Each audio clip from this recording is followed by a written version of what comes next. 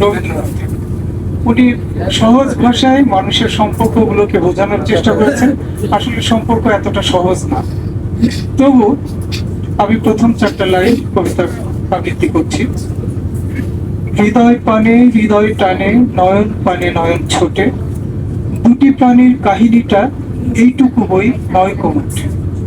শুক্ল সন্ধ্যা চৈত্র মাসে হেনার গন্ধ হাওয়ায় ভাসে, আমার বাঁশি লুটায় ঘুমে তোমার কোলের ফুলের পুঁজি, তোমার আমার এই যে প্রণয় নিতান্তই সোজাসুজি। এটুকুই থাক। আমি অন্য একটা না কেন হঠাৎ কোনো কারণ নেই, কিচ্ছু নেই, কারো জন্য খুব অন্যরকম লাগে, অন্যরকম। কোনো কারণ নেই, তারপরে বুকের মধ্যে চিনচিনে কষ্ট হতে থাকে।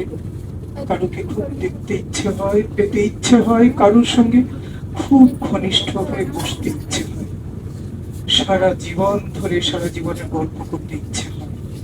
ইচ্ছে হওয়ার কোনো কারণ নেই, তারপরও ইচ্ছে হয়। ইচ্ছের কোনো বাগান থাকে না। ইচ্ছেগুলো এক সকাল থেকে আরেক সকাল পর্যন্ত জ্বালাতে থাকে প্রতিদিন। ইচ্ছেগুলো পূরণ হয় না, তারপরেও ইচ্ছেগুলো বেশরমের মতো পড়ে থাকে, আশায় আশায় থাকে, কষ্ট হতে থাকে। কষ্ট হওয়ার কোনো কারণ নেই, তারপরেও হতে থাকে।